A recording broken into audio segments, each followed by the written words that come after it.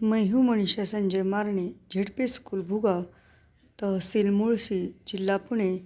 आज हम छठी कक्षा की कविता नदी कंधे पर ये देखेंगे। यह कविता कवि प्रभुदयाल श्रीवास्तव ने लिखी है।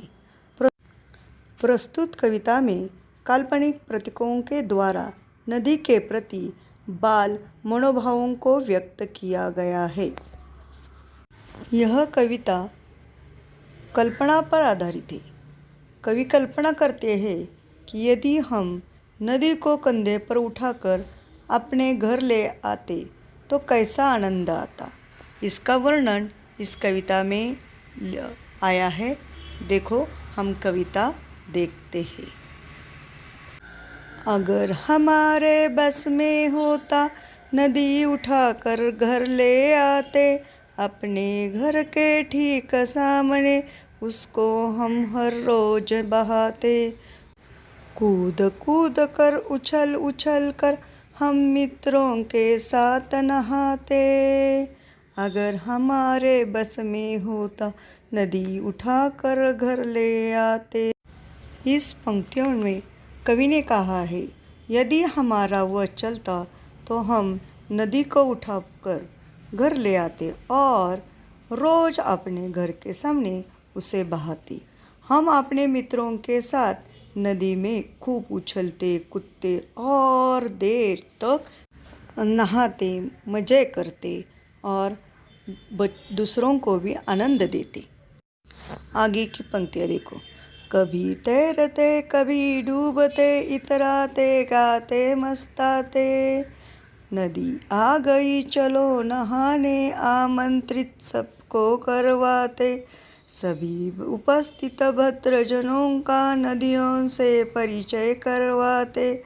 अगर हमारे मन में आता झटपट नदी पार कर जाते, झटपट नदी पार कर जाते।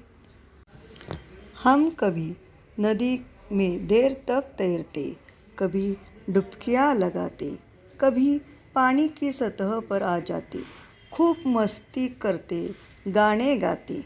यहाँ इतराने का मतलब खुश होना और अपने परिचितों को आमंत्रित करते। और नदी उनसे कहते कि नदी हमारे घर के पास आ गई, सब लोग नहाने चलो। जितने भी लोग हमारे बुलाने पर आते, सभी सज्जनों का नदी से परिचय करवाते।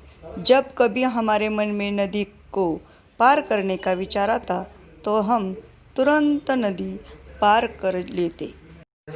आगे की पंक्तियाँ देखो। खड़े खड़े उस पार नदी के, मम्मी मम्मी हम चिल्लाते। शाम ढले फिर नदी उठाकर अपने कंधे पर रखवाते। लाए जहाँ से थे हम उसको, जाकर उसे वही रखाते। तब हम नदी के दूसरी ओर खड़े होकर जोर जोर से माँ को आवाज़ लगाते, खूब चिल्लाते।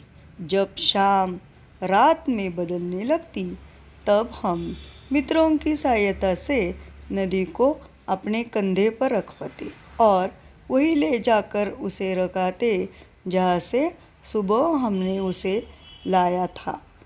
और इधर ढलने का मतलब है बीतने पर, और भद्र का मतलब है सही। इस तरह कवि नदी को अपने घर ले आते और मस्ती करती।